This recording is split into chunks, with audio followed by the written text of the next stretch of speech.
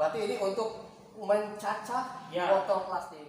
Sahabat studi, pada video kali ini saya ingin mengulas sebuah mesin yang dibuat oleh sahabat saya, di mana sahabat saya pada saat ini sudah menunggu dari mesin yang dibuat dan dikembangkannya. Oleh sebab itu, mari ikuti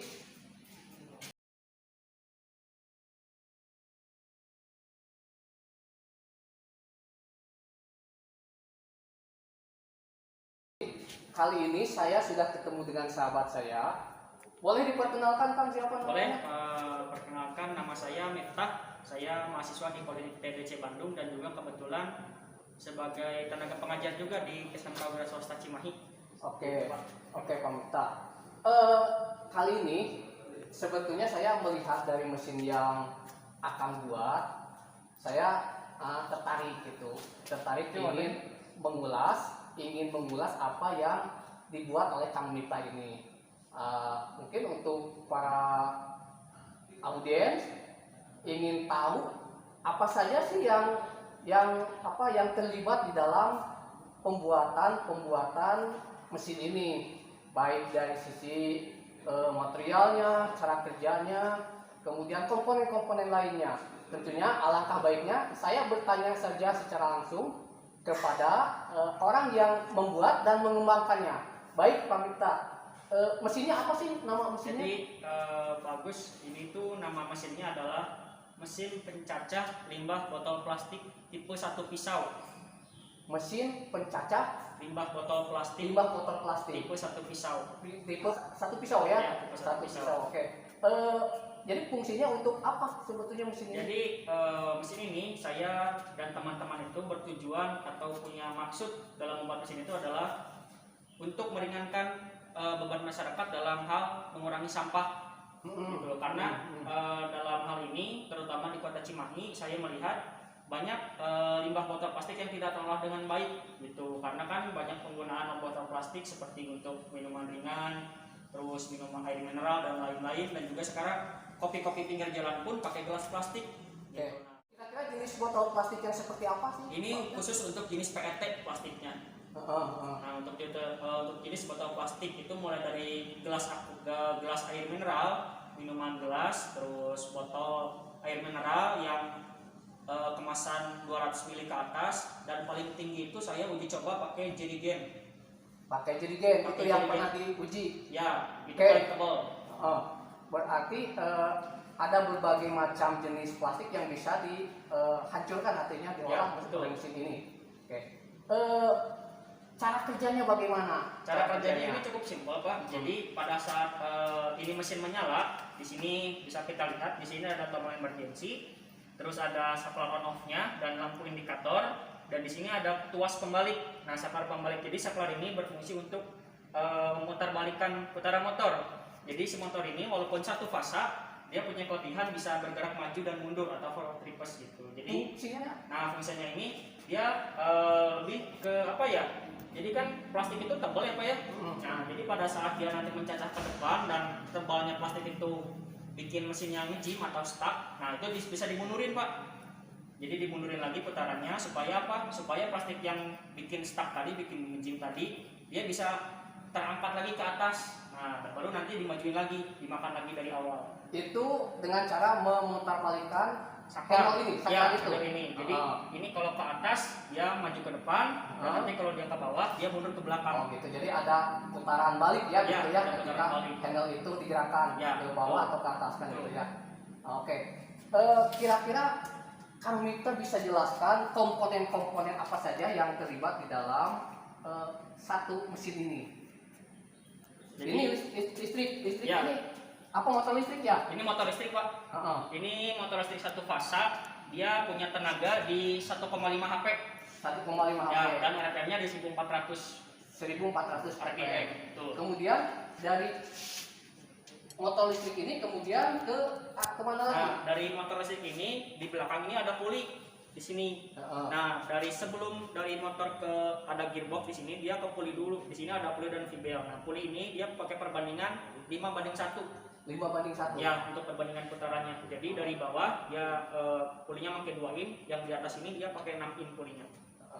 Kemudian ya 12 in, maaf. 12 in. 12 Ya, in. 12 in. Oke, kemudian pakai gearbox ya. Ya, di sini Gearboxnya spesifikasi berapa? Di sini gearboxnya itu menggunakan spesifikasi ini gearboxnya tipe 60, gearbox tipe 60 dan juga dia punya perbandingan putaran itu 1:30 gearboxnya. Dan ini kita menggunakan gearbox yang giginya itu pakai bahan bronze supaya lebih kuat menahan torsi dari si momennya tadi. Berarti kalau gearbox ini artinya sudah satu set ya? Ya, sudah satu set. Kemudian disambungkan dengan apa ini? Di sini kita itu sebenarnya menyebutnya bos ya, tapi kalau di tekniknya itu resminya kita nyebutnya coupling. Jadi coupling ini berfungsi untuk meneruskan putaran dari gearbox menuju ke si as pemutar mesin. Berarti dari motor, kemudian puli ya, kemudian gearbox. Dari gearbox ini terus ke memutarkan langsung ke asnya, langsung ke mesin ini. Ke pisau pencacah. Poros ya? Ya, poros. Ada asnya. Ada asnya. As ini sebagai tempat dudukan dari pisau ini ya? Ya, pisau pencacah. Pisau pencacahnya. Pisau pencacah ini ada berapa ini? Ini pisau pencacahnya itu ada 29 buah. 29 buah. Ya, 29 buah. Bisa jelas enggak Pak Miftah? Kira-kira bentuk seperti ini apakah ada referensi lain sehingga akang ini bentuknya idealnya harus seperti ini. Nah, barangkali ada audien yang ingin mengetahui apakah hasil dari ide sendiri atau memang ada banyak referensi yang digunakan sehingga bentuknya baiknya seperti yang terlihat pada saat ini.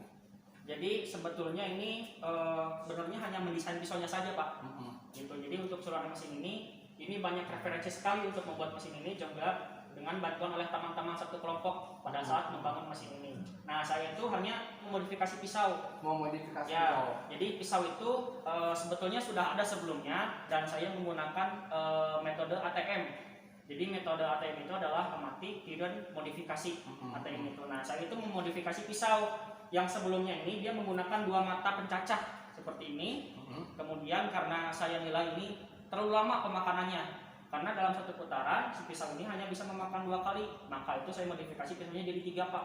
Jadi 3 mata pisaunya di sini. Nah, jadi dalam satu putaran dia bisa lebih cepat memakannya daripada yang 2 pisau tadi. Tapi kalau buat keseluruhan mesin ini dia yang mendesain itu teman-teman Pak, terutama untuk kerangka dan desain kopernya ini. Berarti ada teman-teman lain yang membantu juga mendesain secara keseluruhan dengan tugasnya masing-masing. Ya, oke lah ya. Pokoknya bahwa mesin ini adalah mesin pencacah plastik yang kemudian kalau boleh tahu ini rangka itu berarti ada yang membuat ya, ada teman yang membuat. Karena di sini kalau saya lihat ketebalannya 3 miliar. 4,8 Pak. 4,8. Ya, 4,8 mili. 4,8 ya. Atau variasi. Di sini saya lihat ada yang 3 mili. Ini 4,8 apa senti atau apa? Mili. 4,8 mili. 4,8 mili. Ini sepertinya kurang. Kalau saya lihat kurang dari 4 mili, 3 milian ini si rangkanya tanah dari siku ya, tanah dari siku. Kemudian kalau ini platnya plat ini berapa? Plat ST37 ini 2 mili Pak. 2 mili. Ya, 2 mili. Plat 2 mili. Kalau kira-kira itu 2 mili apakah bisa diturunkan nggak, misalkan jadi 1 mili Bisa Pak. atau kurang dari 1 mili? Sebetulnya perhitungan kami menggunakan 2 mili itu karena kita nggak mau ada getaran Pak. Karena ada getaran. Ya, karena kan kalau kita pakai plat tipis dia pasti akan ada getaran. Kalau nggak dipegang itu nggak seperti kokoh gitu Pak. Jadi karena kebetulan kita pegang mesinnya ini kelihatan dan kokoh gitu pada ya. saat dipegang, jadi kita menggunakan plat 2 mili gitu Pak. Ya, pemirsa, sebetulnya kalau saya melihat dari mesin yang dibuat ini secara keseluruhan sangat kokoh ya, kokoh. Tetapi tentunya ini artinya custom ya, Custom. artinya custom. Kalau misalkan diproduk bisa nggak? Bisa Pak, diproduksi. Kalau diproduksi, bisa banget diproduksi. kalau ada yang pesen Bisa banget Pak. bisa. Kalau ada yang pesen pun bisa. Tetapi mungkin karena ini custom itu ya artinya bahwa semua yang dibuat dalam mesin ini spesial itu seperti rangka siku ini ukurannya kalau menurut saya cukup bagus, ketebalannya ini bisa ketebalannya 3 mili ya, ketebalan 3 mili. Nah kemudian kalau ukuran sikunya ini 4x4. Kemudian si apa ini namanya body atau apa? Hopper. Ya, Hoppernya ini hopper kan? Ya, hopper. Hoppernya ini kalau saya lihat di ketebalan 2 mili ya, 2 mili. Nah ini sebetulnya bisa diturunkan. Si hopper ini bisa diturunkan dalam ukurannya 1 mili. 1 mili. Ya, berarti kan nanti dampaknya ke pos bisa lebih rendah lagi, bisa lebih turun lagi. Kemudian dari sisi listrik ini apakah kenapa pakai listrik? Karena perhitungannya kita listrik ini yang pertama itu supaya bisa digunakan di dalam ruangan. Bisa digunakan di dalam ruangan. Ya. Mungkin ya semua yang dirancang artinya ada kelebihan dan kelemahan ya. Kalau ini dibawa ke luar artinya nggak bisa. Harus mencari sumber listrik. Harus mencari sumber listrik. Ya. Berarti intinya bahwa mesin ini digunakan kalau ada sumber listrik. Kalau nggak ada kan susah ya. Ya. Berarti alternatif ketika nanti dalam suatu pengembangan di dalam mesin pencacah ini ya, mesin pencacah limbah plastik ini, berarti alternatif bisa menggunakan mesin bensin ya, bisa menggunakan mesin bensin, artinya bahwa bukan mesin bensin aja, solar juga ada ya, bensin, solar sebagai alternatif. Jadi sahabat saya ini menggunakan seperti ini tentunya tujuannya tadi hanya posisinya digunakan supaya bisa diposisikan di dalam ruangan. Di dalam ruangan ya, yang ada artinya ada sumber gitu ya. Oke, pemirsa, ini tadi yang dijelaskan oleh sahabat saya, tetapi tentunya perlu dilihat secara detail. Tadi yang dibuat mungkin salah satunya adalah pisau. Pisau ini mungkin bisa diperbesar pisau, bisa dilihat ke sini sebelum nanti coba memfungsikan ya. Ya, sebelum mencoba menjalankan bisa dilihat di sini bentuk jenis pisaunya. Bisa dijelaskan Kang, coba pisaunya. Jadi di sini ini yang pertama ada pisau pencacahnya utama. Nah, yang disebut satu pisau ini adalah karena ini kita cuma menggunakan satu pisau yang bergerak, Pak. Satu pisau. Ya, jadi di sini tuh hanya ada satu pisau yang bergerak, yaitu pisau yang ini. Nah, dan ini adalah pisau duduk. Pisau duduk. Ya, pisau duduk ini gunanya adalah sebagai, kalau kita mah sebagai alas pemotongan. Jadi pada saat plastik tertekan, si pisau duduk ini akan menahan plastik tadi, supaya dia akan termakan oleh si pisau ini. Kemudian kita lihat di sini pisaunya punya jarak. Nah, di sini jaraknya itu kita menggunakan spacer. Ya, di sini ketebalan pisaunya itu sekitar 5 mm dan tebal spacernya ini adalah 6 mm. 6 mm. Ya, dan ini juga sama, Pak. Nah, yang di sini kebalik, yang pisau duduknya ini punya tebal 5 mm dan spacernya ini dia 6 punya mili. tebal 6 mm. Oh. Jadi antara pisau duduk dan pisau jalannya ini atau pisau pencacah, dia punya speleng sekitar 0,5 mm antar pisaunya. Ini cara membuatnya bagaimana? Nah, cara membuatnya ini, kita untuk yang pisau pencacah tadi, yang pisau yang besar, itu kita menggunakan mesin CNC. Mesin CNC milling. Itu prosesnya karena kita berbarengan dengan kegiatan sekolah, jadi pada saat itu kita harus menunggu dulu siswa pulang supaya pembelajaran selesai, baru kita mulai kegiatan untuk membuat mesin ini, pisau ini. Pisau ini materialnya apa tadi? Pisau ini bermaterial ST37 Pak. ST37 ya. ya. Mesin ST37. Tapi pisau ini tajam kan ya? Tajam Pak, karena ini sebelum pada saat baru jadi pun di mesin CNC itu tajam. Terus sama kita ditambah perlakuan panas di hardening lagi sama kita. Ini yang material pisau ini bisa dibongkar nggak kalau Bisa, Pak. ada perlu perlakuan selanjutnya, misalkan Ya. pisau dipakai terus tumpul. Ya. Itu bisa diasah berarti. Bisa. Nah, jadi pisau ini untuk melakukan maintenance cukup mudah Pak. Ini tinggal buka aja 4 baut ini.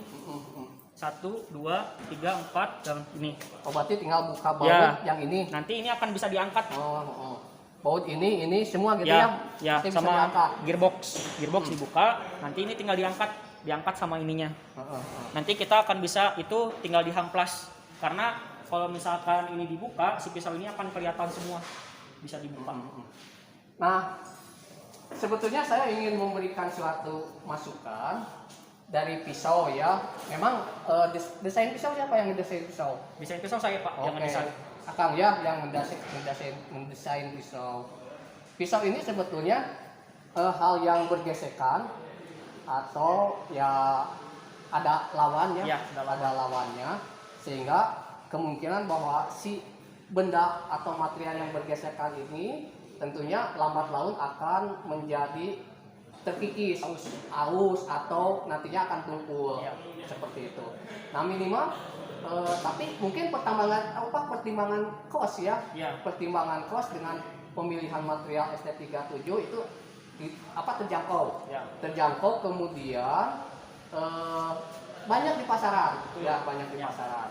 Tetapi memang kalau saya melihat bahwa karena material ini material yang bergesekan sehingga seharusnya si material ini grade-nya melebihi dari ST37.